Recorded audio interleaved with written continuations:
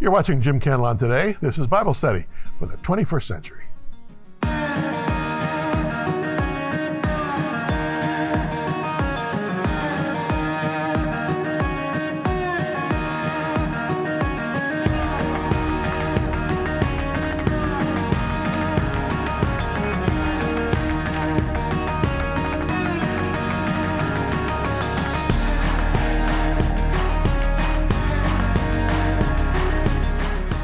So welcome, friends. It's always a joy to have you here for our show. I just want you to know that as we're going through the gospel slowly, we are making progress. And I've also made progress with the book I've written. It includes commentary on Matthew, Mark, Luke, Acts, and John. And I'll be able to announce very soon that it's available. So keep that in mind. But after this break, we're going to get right into, where are we? We're in Luke, I should say, chapter 5. With that, right after this.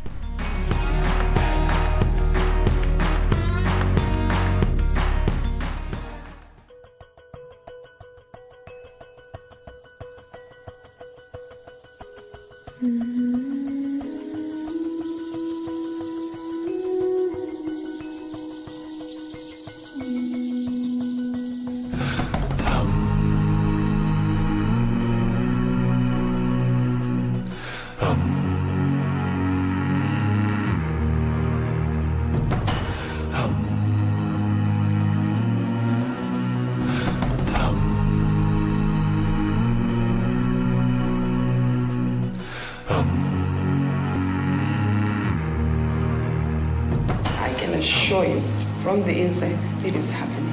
God is our hope. God is all we believe in, this God.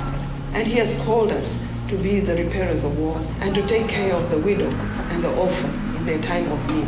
And that is exactly what we do. Lives are changing. Why? Because Jesus is Lord. And why? Because Christians have come together as a body. The united body of Christ is coming and saying, it stops with this generation. We break it and we move on. The kind of religion that God endorses is to care for orphans and widows in their distress, justice, and to keep oneself unpolluted from the world, righteousness.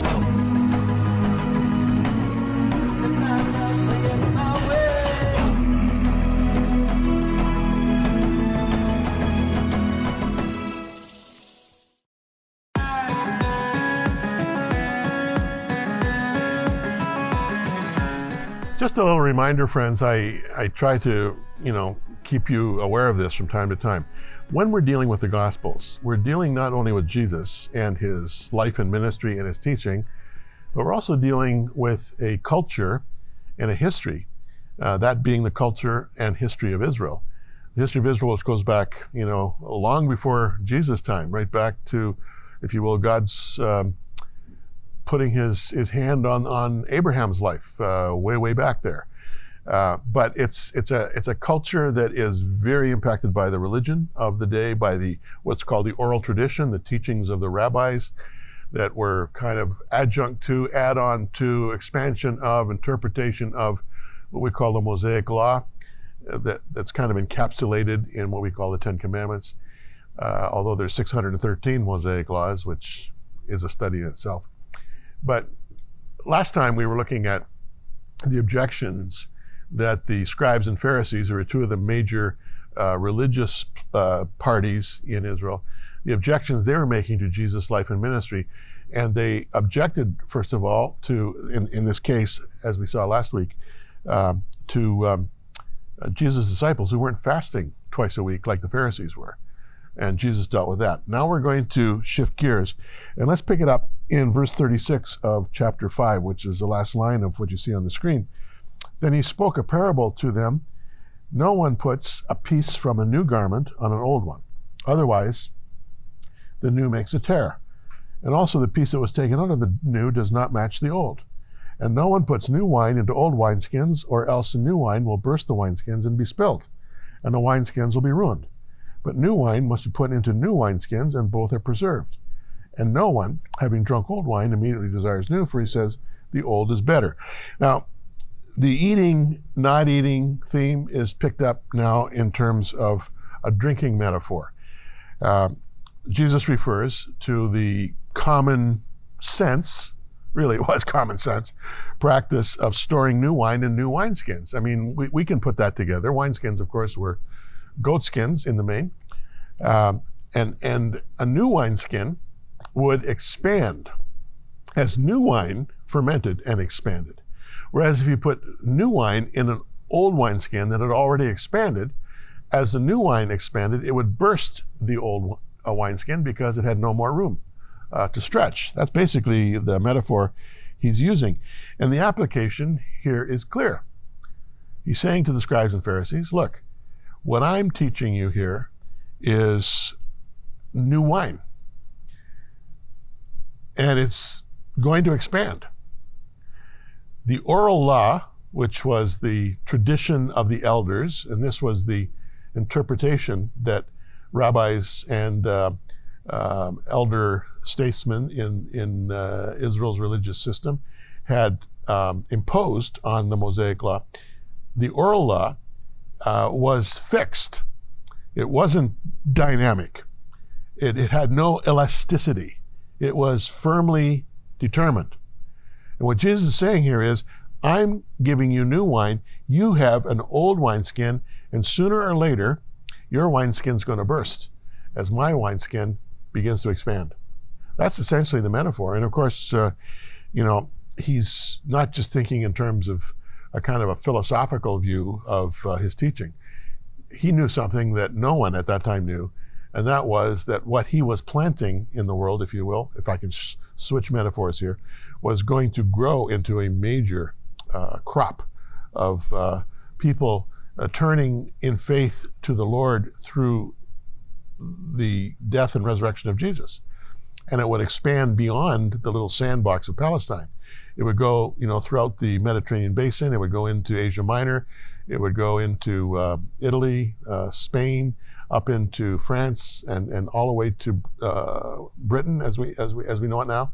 I mean, this thing was going to expand to the point where here we are over 2,000 years later, and the wine, if you will, is still fermenting.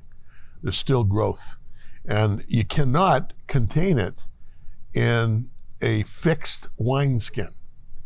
Now, this has an interesting application in a number of ways, but one of the, I think, most important ways is in terms of our own predisposition to preferring the way it used to be, the old way. Now, I'm not an ageist here. I mean, at my age, I shouldn't be an ageist, but I'm not talking here about old as bad. But the fact is that we're all creatures of habit, and we've all had a history, a personal history, and there were things that we valued when we were children that we still value today.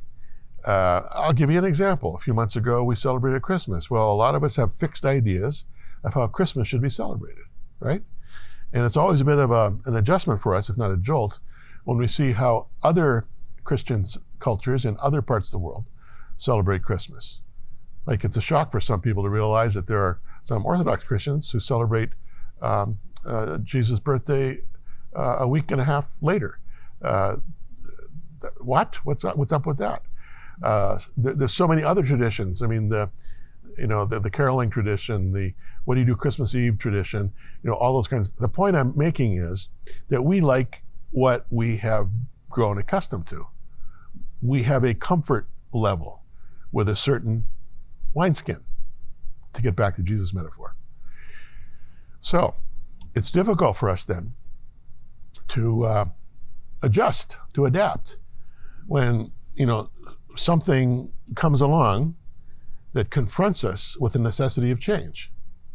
And I don't want to get into culture wars here, but for instance, we all are subject to what I call life accidents, whether it's a traffic accident or whether it's a diagnosis of a terminal illness, or whether it's a spouse or a child who for some reason is lost to us through drowning or through some other horrible event. Life accidents come our way. And often, when that happens, the first reflex for many is, where was God? And some people will say, I lost my faith when my child drowned. I understand what they're saying. But what they're also saying is that my comfort zone, my wineskin in terms of how I saw God and how I expected him to act in the world and in my life has been shattered or has been burst. And I'm in danger of losing, if you will, all of the new wine of the gospel in my life. This happens. And so flexibility is really important. Now, there were some Pharisees who were very flexible. It wasn't though they were all dyed in the wool. And I should say this too, that the Pharisees comes from a Hebrew word prushim, which just basically means separated ones, were in the main really good people. You know, they had a high view of the scriptures. They had a high view of God. They had a high view of raising their children in the nurture and admonition of the Lord. They were very faithful to the house of the Lord. As we referred to last time, they fasted twice a week, hopefully for the sake of their relationship with the Lord. They gave alms to the poor. They memorized scripture. I mean, and in the main, they were faithful to their wives and they were good fathers. I mean, the Pharisees were not all clowns, as they're sometimes represented by, some of us who preach in the pulpit. Having said that, some of the most outstanding Pharisees that we know and we have high regard for would be the Apostle Paul, who was a Pharisee. In fact, Paul was a highly trained Pharisee. He was from Tarsus, which today would be southeastern Turkey, right there on the edge of the Mediterranean. He was sent by his fairly well-to-do father to Jerusalem as a young man to be trained by Gamaliel, who was the number one rabbi of that era. He was very astute. He was quite liberal in the sense that he was the guy who argued for the apostles when they were brought before the Sanhedrin and they wanted to kill them. And Gamaliel said, now hang on, fellas. If they're from God, there's no destroying them. If they're not from God, they'll destroy themselves. That's essentially what he said. That was Gamaliel. And we don't know how many years Paul sat at his feet, but there's no question that Paul was being trained as a rabbi, a Pharisaical rabbi. He was very well trained. He was very, very well versed in the scriptures. And when he initially began to persecute the church, he did so as unto the Lord. You know, he was rabid. He was a zealous activist, no doubt. He was throwing people into prison. He was bringing them up before courts to have them killed. He was a force. You know the story how on his way to Damascus to throw some more believers into prison, Jesus confronted him in a vision, and that was the turning point of Paul's life and the turning point really of the history of the church. Nicodemus was a Pharisee, in John chapter 3, who came to Jesus by night. And Jesus was the one who said to him, you must be born again. There were other, Joseph of Arimathea, who contributed with Nicodemus to the burial of the resurrected Jesus, and in fact, donated his own tomb. He was a Pharisee. So there were some really good Pharisees. So don't think they were all clowns. But basically, Jesus is saying, you know what? The gospel is new wine.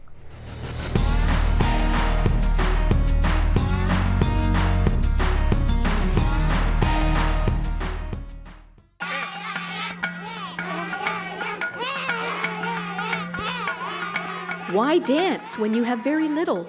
When you live from day to day with food insecurity, rampant disease, sickness, and death? You dance because your heart is full of love for God and your hope is strong. WOW has come alongside as the hands and feet of the Lord, providing both home-based care and assurance of God's love. You're happy and you've got to dance. Please support WOW. Let's keep them dancing.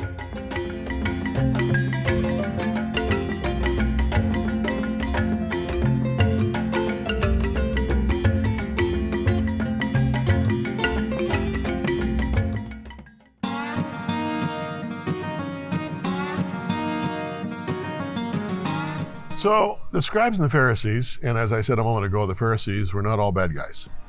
Nevertheless, in the main, really had issues with Jesus with regard to his flouting of established oral tradition and religious expectation and law.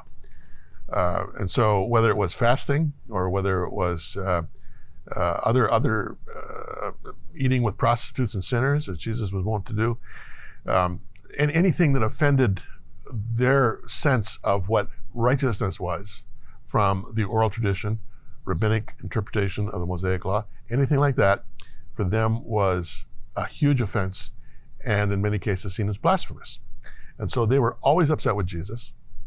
And as we'll see, several times the Gospels tell us they wanted to kill him. I mean, that's pretty serious stuff, right?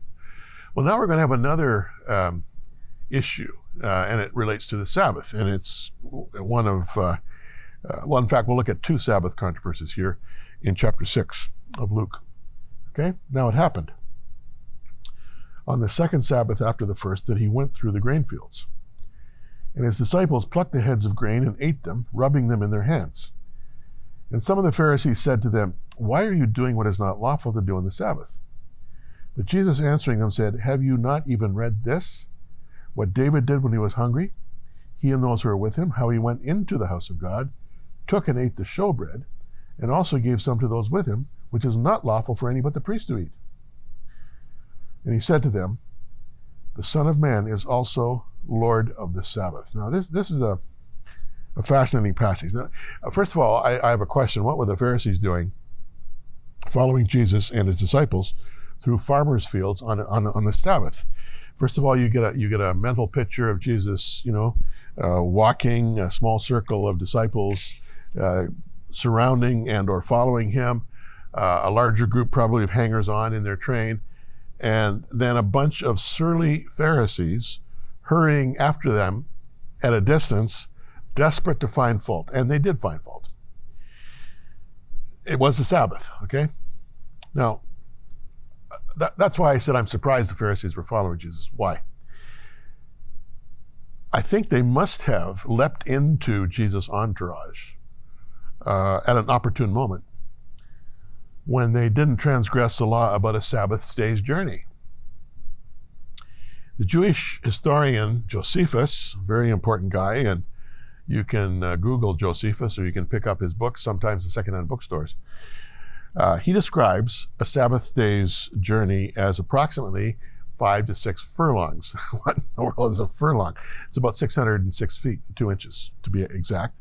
But that translates to about 3,000 to, at the max, 3,600 feet, all right?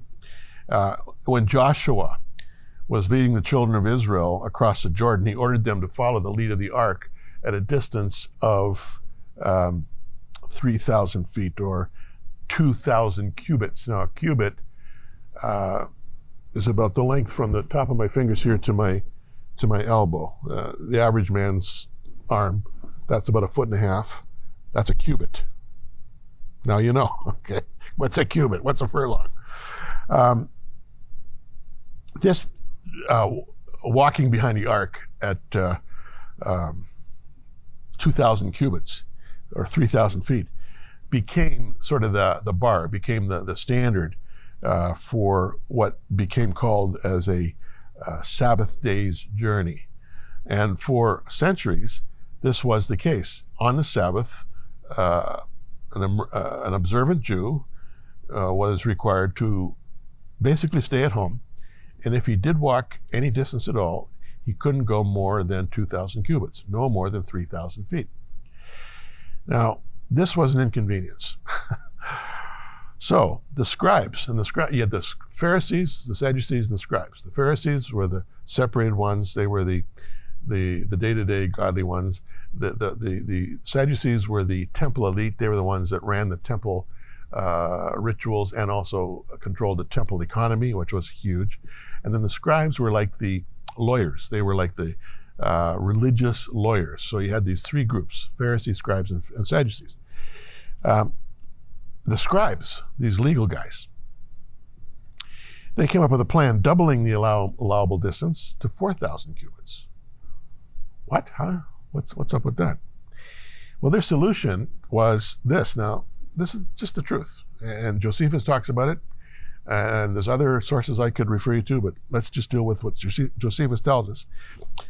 You could, on Friday morning or Friday noon or early afternoon Friday before the sunset, that's when Sabbath began, when sunset on Friday night. Before then, you could take 2 meals, 2 sort of picnic lunches, to a spot that was 2,000 cubits from your home.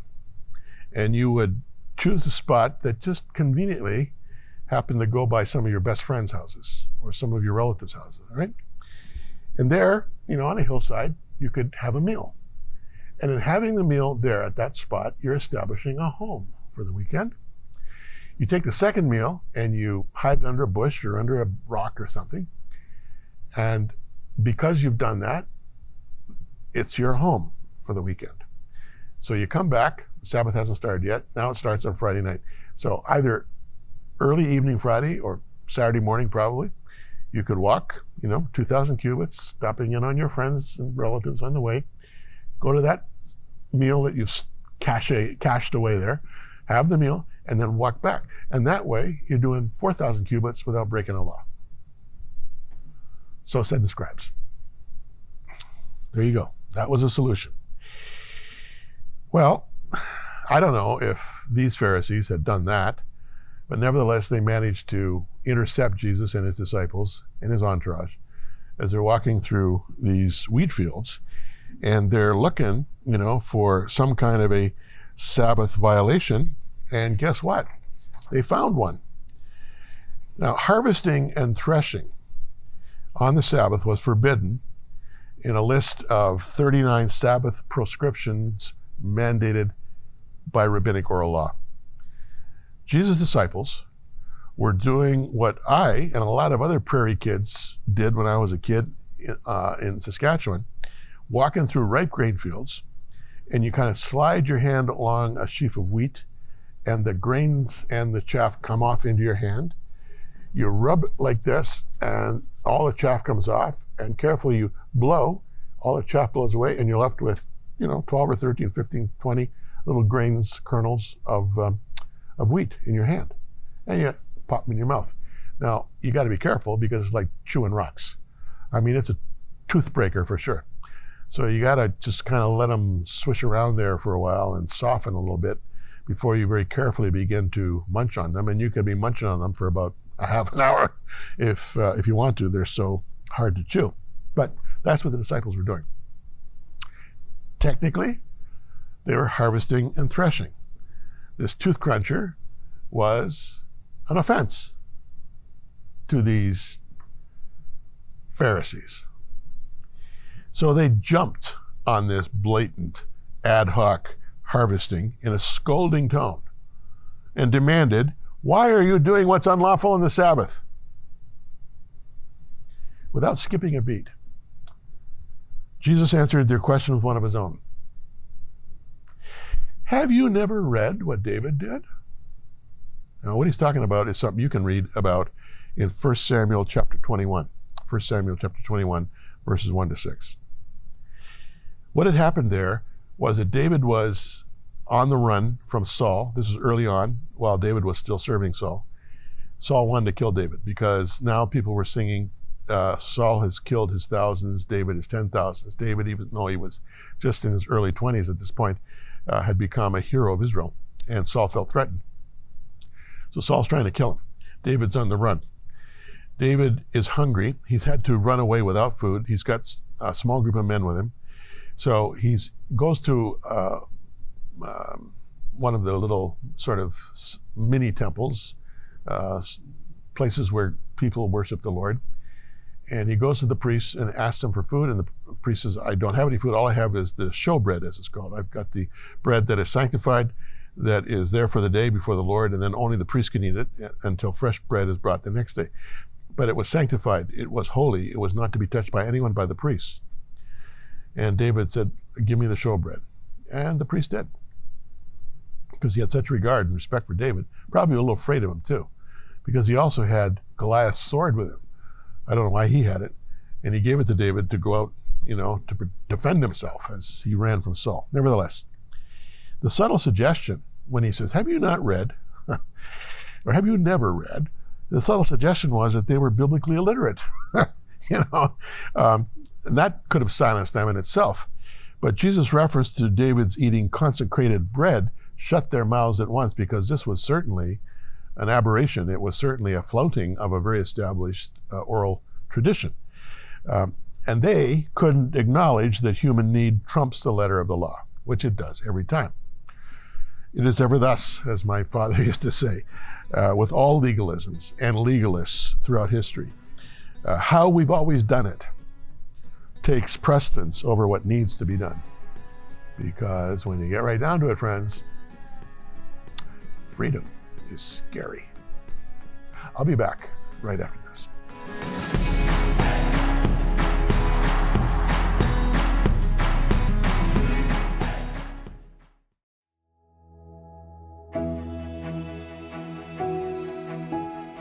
WOW works with local churches in needy countries.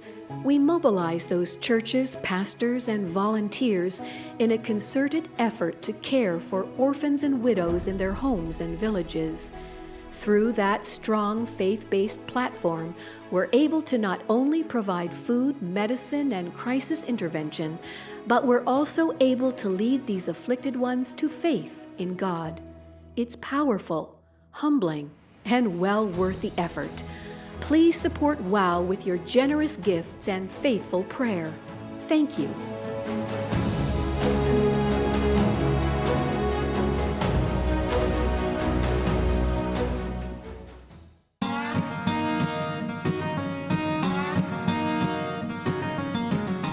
So friends, we'll continue next time, of course, with this very interesting passage in Luke where Jesus is dealing with these Sabbath controversies. I just want to remind you that Jim Cantelon today is the official voice of WOW. You see the promos for working for orphans and widows on our program. And that's a ministry that my wife and I started 21 years ago. We've been faithfully working it for all of those 2 decades plus now. And we're working with thousands of orphans and widows these days in South Africa, in Zambia, Malawi, and southern India. And friends, we have a very committed life when it comes to meeting the needs of the least of these. Orphans and widows are at the they're not even on the lowest rung of the ladder in society. And they're totally vulnerable, totally in need. And with WOW, as you see in those promos, we're trying to do our best to help them. And so when you support WOW, you're supporting JCT. When you support JCT, you're supporting WOW, because together we're trying to not only present righteousness through the gospel, but also model justice through orphan and widow ministry. Thanks for your help.